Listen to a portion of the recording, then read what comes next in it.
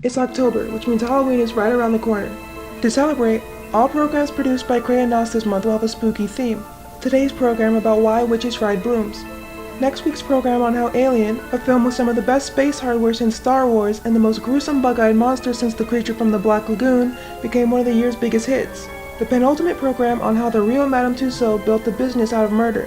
And finally, a program on Scarfolk, a strange town located in northwest England.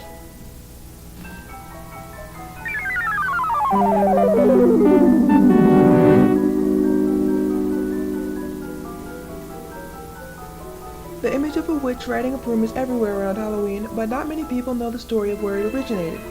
Up until the 20th century, witches were almost always portrayed as naked.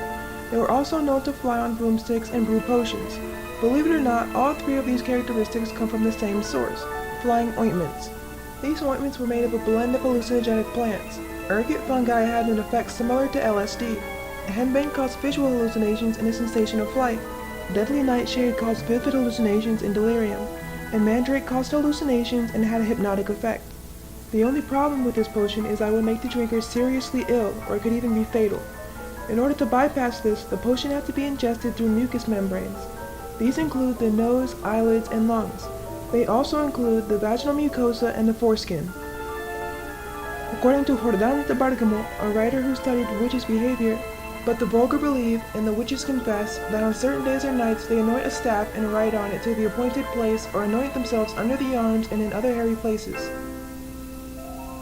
An even more telling quote from the 1324 investigation of suspected witch Alice Keiteler states, "In the rifling of the closet of the lady, they found a pipe of ointment, wherewith she greased the staff, upon which she ambled and galloped through thick and thin."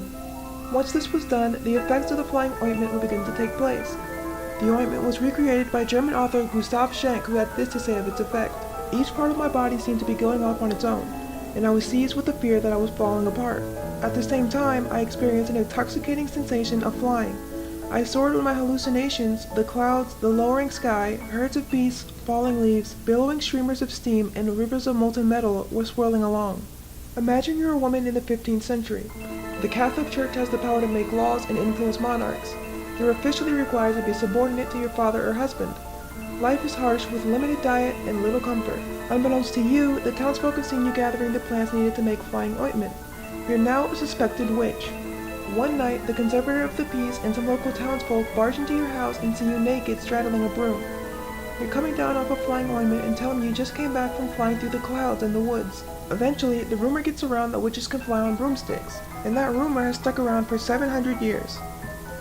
That concludes today's program. If you enjoyed it, be sure to subscribe to the channel and write or mail into the station with any suggestions.